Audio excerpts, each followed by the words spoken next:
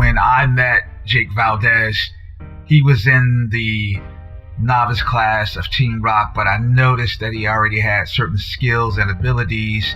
And so I took it upon myself to approach him and say, hey, maybe you need to be trained over here with the fight team.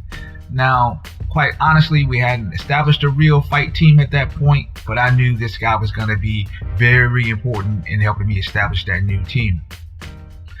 What I really enjoyed about Jake the most is that his reasoning for fighting had more to do with just improving himself or challenging himself. So many fighters talk about the belt or being a champion that they really never attain it, because once they start going down that path and it's too hard, they give up on it. But Jake had the right idea. Challenge yourself first. Just go through the difficulties, no matter what they are. Survive those things, and the championship and the belt will come along with it. He already had several fights under his belt, and what I paid attention to was that his previous coaches had done a pretty good job. He had some basic skills in all areas, and the thing that really was the most outstanding was his ability to listen. Hands up a little bit more. They can close that range a little faster. Off guys, coach. Off guys, make sure you coach. That's how you're gonna get better too. Don't over respond to every feint. Treat a feint like a punch. If you don't know what to do with it, just punch it to it. Punch it to his attack.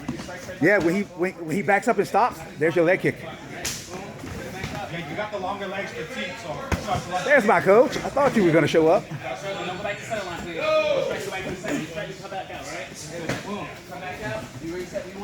Hey, try to stay on the edge, out of the way.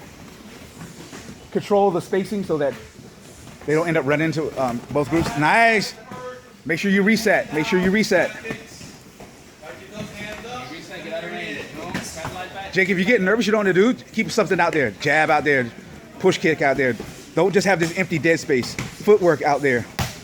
Keep something out there. Keep them engaged. Good slip, Kobe. Even through all the frustration and my aggravating voice, he still had the ability to accomplish the task no matter what I asked, even with difficulty. And he wasn't afraid to ask the questions when it didn't seem that we were lining up. And one of the other things that Jake has that a lot of fighters negate, he has great communication skills. He's not afraid to tell you when he doesn't know something. He's not afraid to tell you that he's going to be late, that he can't make it, and he's not afraid to tell you that he wants to be challenged in that particular session. That's what I love about him the most.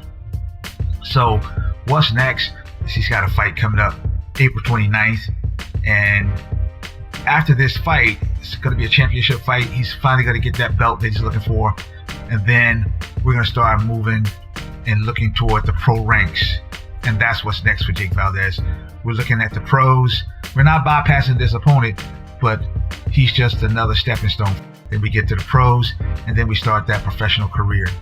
And this at that point when we really want to hone in and say, hey, you've done well so far, but these other little minor technical details are the things you have to learn, because now you're going from the amateur ranks to the pro ranks.